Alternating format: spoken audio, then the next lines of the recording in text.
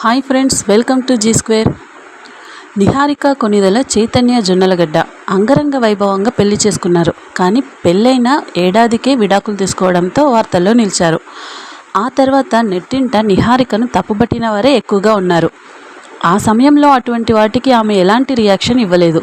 తాజాగా ఓ పాడ్కాస్ట్లో తన విడాకుల గురించి నిహారిక తొలిసారి మాట్లాడారు. ఒక యూట్యూబర్కు ఇచ్చిన ఇంటర్వ్యూలో తన వ్యక్తిగత జీవితం గురించి పలు ఆసక్తికరమైన కామెంట్లు ఆమె చేశారు. ఆ వీడియోను సదరు యూట్యూబర్ ఇన్స్టాలో పోస్ట్ చేశారు. ఈ విషయంలో నిహారిక మాజీ భర్త చైతన్య జొన్నలగడ్డ ఘాటుగానే స్పందించారు.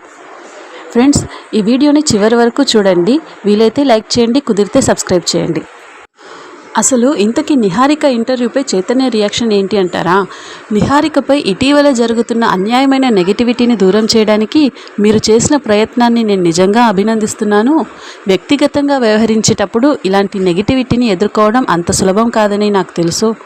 అయితే వివాహానికి సంబంధించి బాధితురాలి పక్షానే మాట్లాడడం, వారి వెర్షన్ మాత్రమే బయట ప్రపంచానికి వినిపించడం కరెక్ట్ కాదు.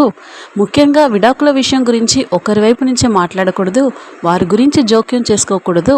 బాధ నుంచి ఎలా కోలుకున్నామన్న దాని గురించి మాట్లాడితే ప్రజలకు ఉపయోగపడుతుంది అన్నారు.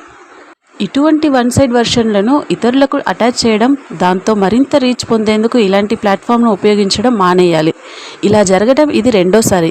వివాహ బంధం బద్దలయ్యాక దానివల్ల కలిగే నొప్పి ఇద్దరికీ ఉంటుంది. ఇలాంటి సమయంలో కష్టం ఇద్దరికీ సమానంగానే ఉంటుంది. దాని నుంచి బయటపడడం అనేది కూడా రెండు వైపులా ఒకే విధంగా ఉంటుంది అని చైతన్య తీవ్రంగానే రియాక్ట్ అయ్యారు. ఇద్దరి మధ్య జరిగిన విడాకుల తంతు ముగిసిన తర్వాత దాని గురించి అసలు చర్చించకూడదు. అలాంటిది ఇలాంటి వేదికలపై ఒకరి వైపు నుంచే మాట్లాడడం కరెక్ట్ కాదు. కానీ పెళ్లి బంధం విఫలమైన తర్వాత కలిగే బాధ గురించి, దాని నుంచి బయటకు రావడం గురించి మాట్లాడవచ్చు. ఆయా సంఘటనలతో సంబంధం ఉన్న అందరితో మాట్లాడి ప్రజలకు అవగాహన కల్పించవచ్చు. జరిగిందేంటో పూర్తిగా తెలుసుకోకుండా ఇలా జడ్జ్ చేయడం ఎంత తప్పో, ఇలాంటి ప్లాట్ఫామ్స్ ద్వారా ప్రజలకు ఓ కోణంలోనే చెప్పడం అంతే తప్పు. ఇలా అయితే ఇంటర్వ్యూలు చేయండి. విషయాలను పూర్తిగా తెలుసుకోకుండా ప్రజలకు అసత్యాలను ప్రచారం చేయడం అనేది అన్యాయం. నాణానికి ఒకవైపు మాత్రమే చూపించి నిజం అంటే ఎలా? అదే నిజం అంటూ ప్రజల్లోకి అసత్యాలను ప్రచారం చేస్తే ఎలా? అర్థం చేసుకుంటారని ఆశిస్తున్నాను. ధన్యవాదాలు అంటూ పోస్ట్ చేసిన వీడియో కింద చైతన్య రాసుకొచ్చారు. అసలు నిహారిక ఏం చెప్పింది ఆ ఇంటర్వ్యూలో? నాది పెద్దలు కుదిర్చిన సంబంధం. విడాకులు తీసుకున్నప్పుడు నన్ను చాలా మాటలు అన్నారు. ఎంతో బాధేసింది. చాలా ఏడ్చాను. దాన్ని భరించడం అంత ఈజీ కాదు. ఎవరైనా జీవితాంతం కలిసి ఉండాలనే పెళ్లి చేసుకుంటారు. ఏడాదిలో విడిపోతామని తెలిసి ఎవరూ అంత ఖర్చు పెట్టి ఘనంగా జరుపుకోరు. రిలేషన్షిప్ కొనసాగాలని అందరూ కోరుకుంటారు. నేను కూడా అదే కోరుకున్నాను. అయితే నేను అనుకున్న విధంగా మాత్రం పరిస్థితులు లేవు. ఈ సందర్భంలో మనుషులను అంత ఈజీగా నమ్మకూడదనే విషయాన్ని అర్థం చేసుకున్నాను. ఈ క్రమంలో నేను ఒక జీవిత పాఠం నేర్చుకున్నా. అన్నీ అనుకున్నట్లు జరగవు కదా, ఇది అంతే.